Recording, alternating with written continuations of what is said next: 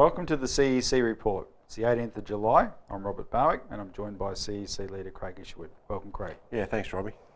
In this week's CEC Report, breaking news: Malaysian airliner shot down in Ukraine, world on brink of war.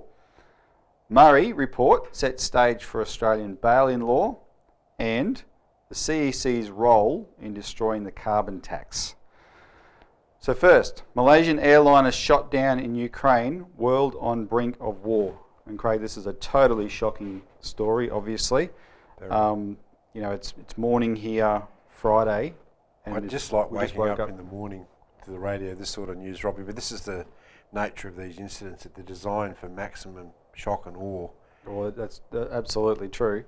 And it's Malaysian Airlines.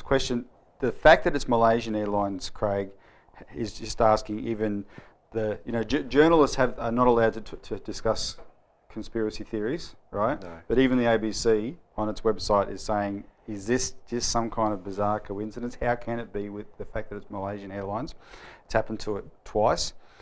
And this one right in the middle of the most tense place in the world, because even though what's happening in, say, Iraq and Syria is very bad, right, and there's implications of that, what the fighting in Ukraine is the dividing line between the East and the West, and it's being pushed by people who want a war with Russia. Yeah, we've been talking about that a lot.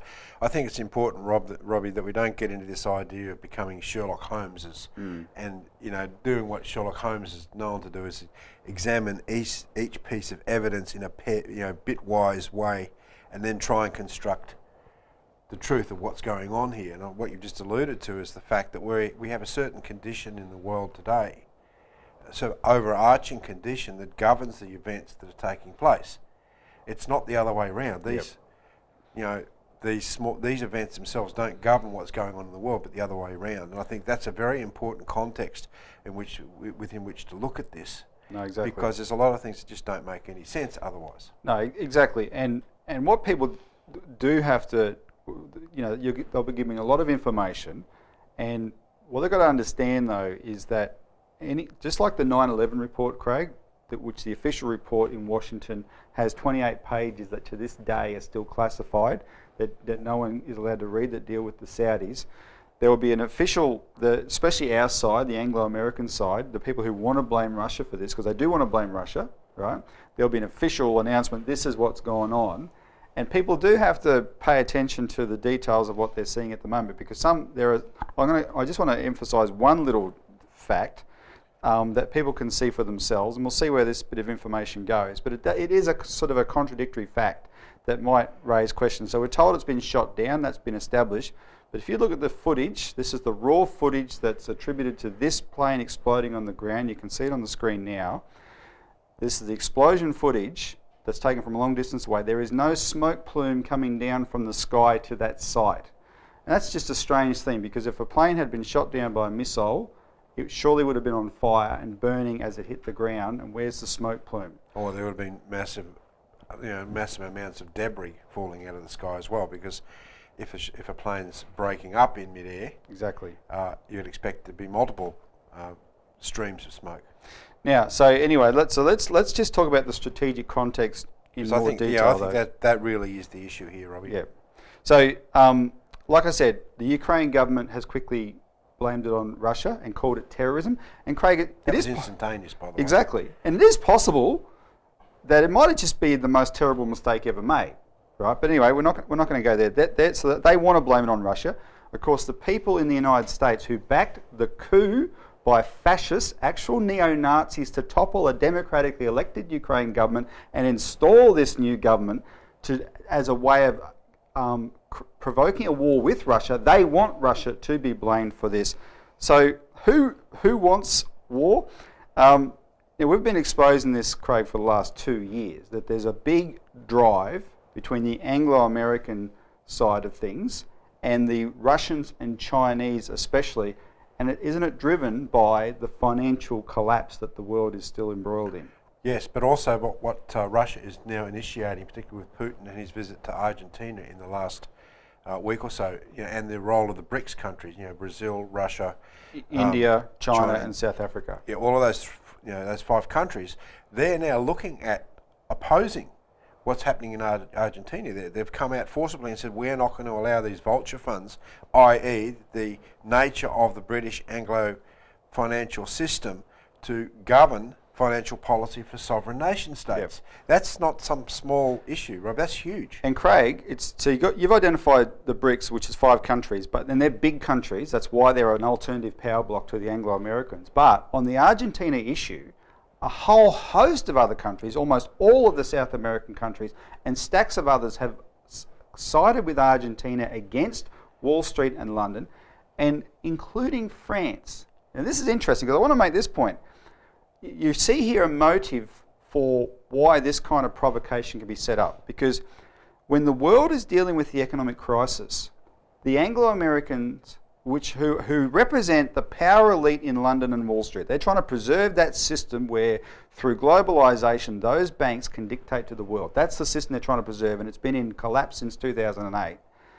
They are, losing their power when the world is discussing this economic crisis. The world is moving away from them very fast, and they're going in the direction of Russia and China especially, which are forging alliances for economic development. So, if they change the subject though to war, right, with provocations, make it a strategic issue, take a country like France, it's come out economically and aligned against the Anglo-Americans. Unfortunately, on war issues, it tends to go with the Anglo-Americans against Russia. And that is a hell of a motivation for the Anglo-Americans to provoke this kind of thing, right? And Putin, I just want to read a quote from Putin, because he's in Brasilia, he's in Russia, South America at the moment. They've just had this big summit of the BRICS countries hosted by Brazil.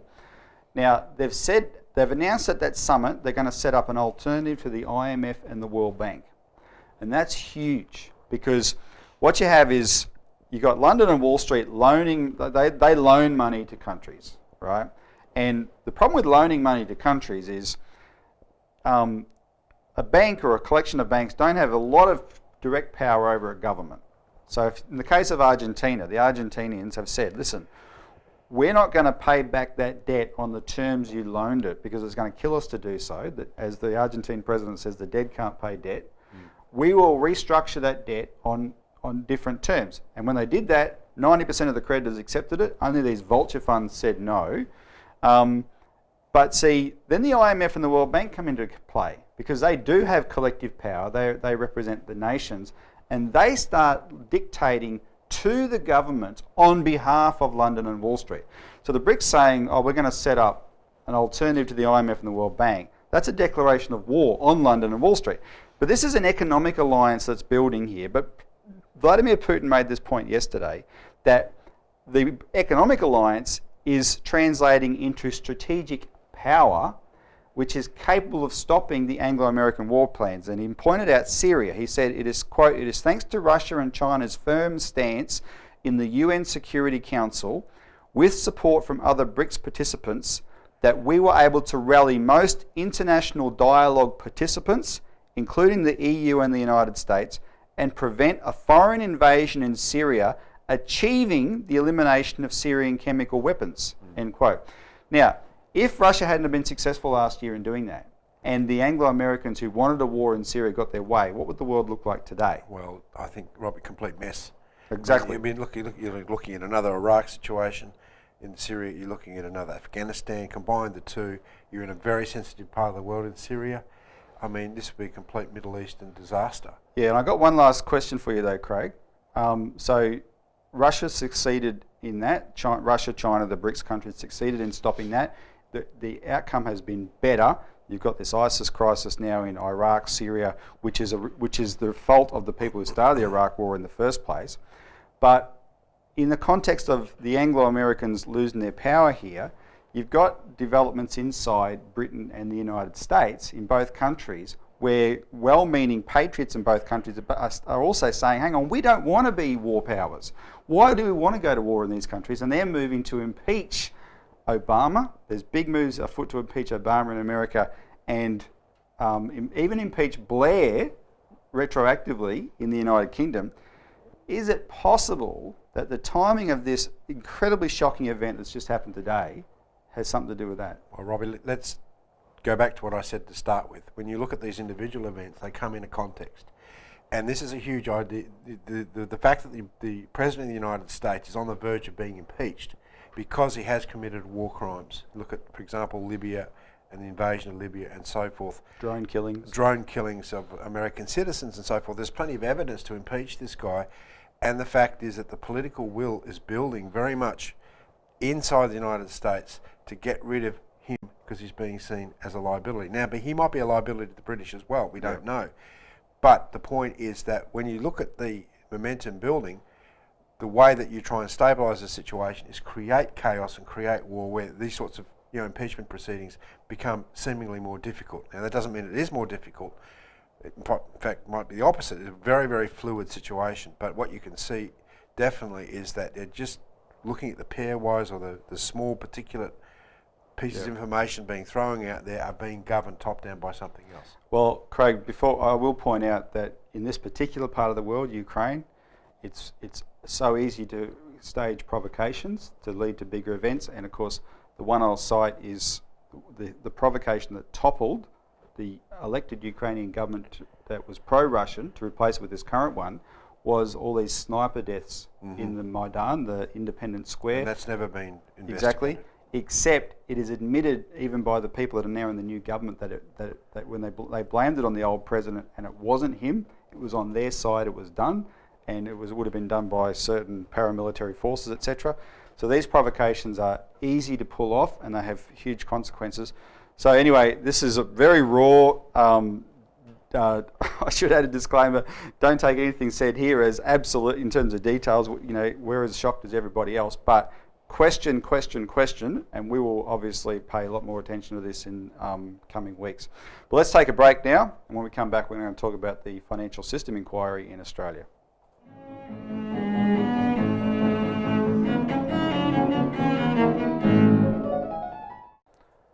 Welcome back to the CEC Report. Murray Report sets stage for Australian bail-in law.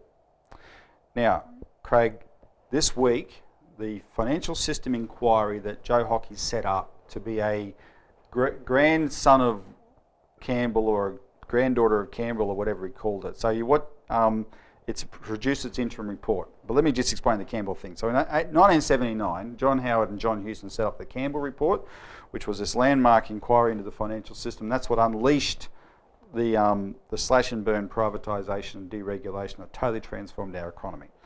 1997, they did a son of Campbell, which they called the Wallace Report, into certain changes then, and this is the third major landmark report. But this is an inquiry that's going on. David Murray is the former head of the Commonwealth Bank. He's the boss of it. It includes people like Carolyn Hewson, John Hewson's wife, which to me that says a lot about the direction they want this to go anyway. But we've been focused on the timing of this because we know, as we've been saying on this program since what happened in Cyprus last year, that in their own words, the Financial Stability Board, which is dictating bail-in, that the world should go to a bail-in regime, that customers of banks can lose their funds in order to keep a bank going, that's been on the agenda for Australia. We know that. Well, Robbie, last year, we had a massive campaign whereby we published the names of hundreds and hundreds of people in the Australian under this ad, "Don't seize our bank accounts past Glass-Steagall," and that was a call because we were alerting to people to the fact that Australia had legislation which was in train, and that wasn't our words. That was actually the words of the Financial Stability Board.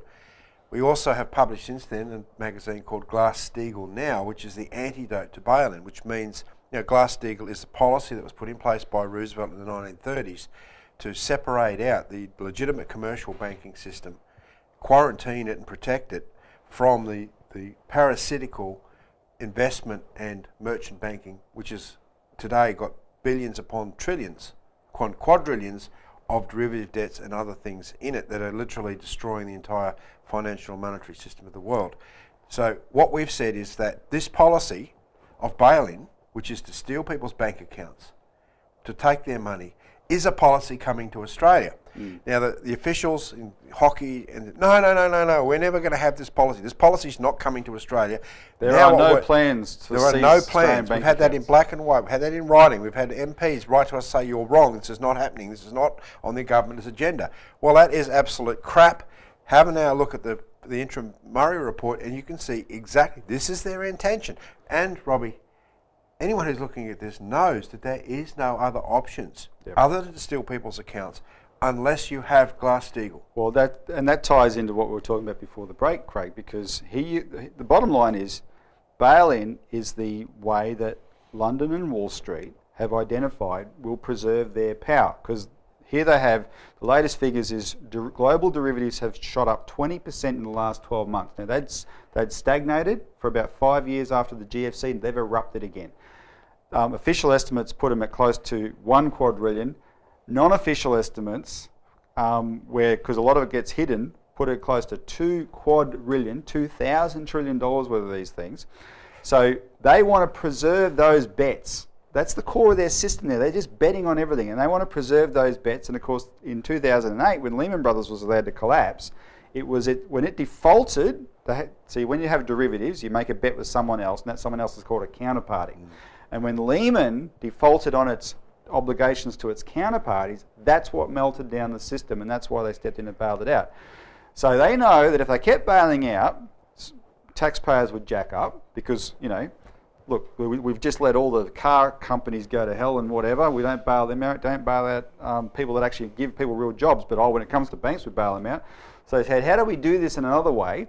Well, at all costs, don't touch the derivatives.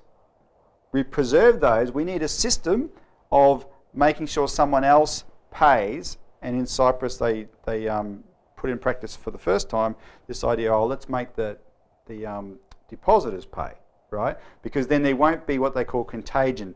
The depositor just has to put up with it. It's not going to cause a chain reaction crash. This is not something that just happened in Cyprus, Robbie. Just last year, towards the end of last year, the IMF came out and said that there's a possibility we should take a 10% haircut, they call it, or 10% of all deposits across all European bank accounts to bail out the banking system. Yep. I mean, this is how close this policy is to being implemented globally. So this is, and the bottom line is, this means that people are paying for the sins of the banks, whereas Glass-Steagall does the opposite. It says, if you're going to be a sinner to the banks, the sinning stuff, gambling, get rid of it. That's somewhere else.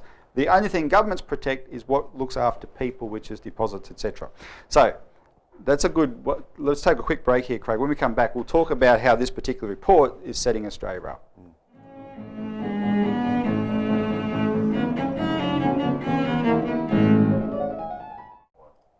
Welcome back to the CEC Report. So we're talking, Craig, about the Financial System Inquiry interim report that was released this week has set Australia up for bail-in. So this is what it said. It has a section headlined, "Too Big to Fail and Moral Hazard." And that, of course, is this idea that banks are too big to fail. Now, we say there's a solution to that, Glass-Steagall. Chop them down to size. You've got to change the size of them to stop them being too big to fail. But the other idea is this bail-in idea. So the way they do it, it's because it's an interim report, they don't make recommendations, but they very clearly push the argument in a certain direction. So just follow it through. Murray's report effectively says that failing too big to fail banks must be able to be resolved internally, inside themselves, so there's no need for governments to bail them out.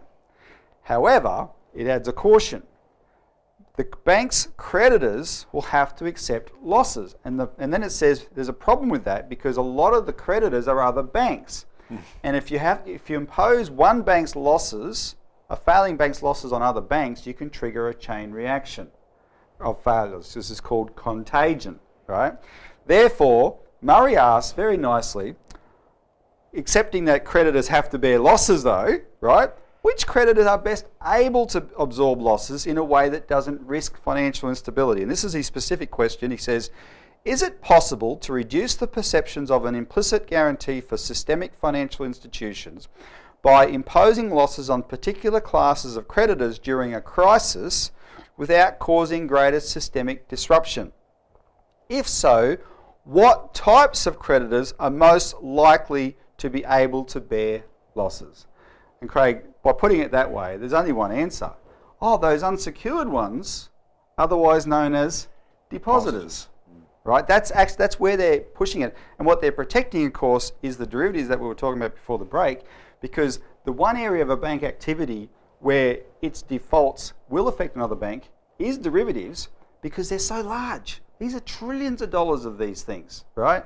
Most other obligations banks have to other banks wouldn't cause that other bank to collapse, but in the derivatives realm, it will. And then Murray got as explicit as he chose to get in this report. He explicitly said that Australia should close the gap between our current regulations and the Financial Stability Board's key attributes of effective resolution regimes. And this is the list of rules, financial rules, that the G20 members, including Australia, committed to. And it's the third one that has the bail-in. And they're explicit. Murray says, quote, the gaps identified include powers to address a distressed foreign bank branch in Australia, the ability to require restructuring of a regulated entity to facilitate resolution, deficiencies in powers to resolve group distress, a lack of statutory bail-in powers to impose losses on particular creditors. So that's it. That's what he's saying. We need to change that part of the law. Now, I've got a question for you. Before I do, the Financial Review has done some excellent reporting on this, and in an article by James Ayres yesterday about interviewing ANZ Bank boss Mike Smith, we were quoted, right, where they interviewed me, and I said, listen, only Glass-Steagall addresses the big problem in too big to fail, gets them down to size.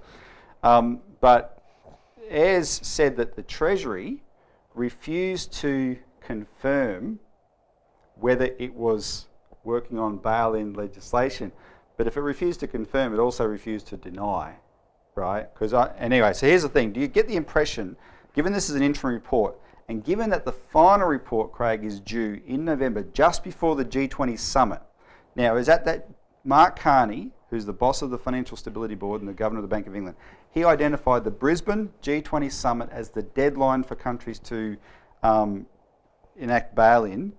Do you get the impression that this, our financial system inquiry, is timed to meet that deadline? It's the way that the Australian government does everything, Robbie. It holds these long, drawn-out inquiries. It has public, consultations. It asks for public submissions.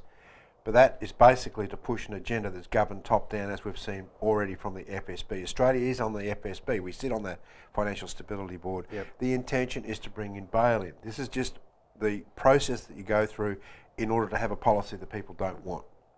Right? And look, what's your choice? Australia, under the current system, doesn't have a choice other than bail-in if you go with this existing financial and monetary system. Yep. The opposition, or the solution to this, is Glass-Steagall, where the members of the government grow what is necessary in order to be able to say, we are not going to tolerate this system. Yeah. We are going to have Glass-Steagall. We're going to have an orderly reorganisation of the banking system. We'll bankrupt those sectors which are basically dealing in paper speculative shuffling debt, and we're going to have a strong commercial banking system that's properly regulated and protects the commercial and the economy underpinning our existence. No, exactly. That's really what's at stake here, Robbie. This is not a question of bankers being preserved. This is a question of preserving the general welfare and the welfare of all Australian citizens. Well, let me encourage the viewers, go to the CEC website or get our latest email on this. There's a section where you can go to the this financial system inquiry, make your own submission demanding Glass-Steagall instead of bail-in. But we're out of time, so thanks for tuning in, and tune in next week for more of the CEC Report.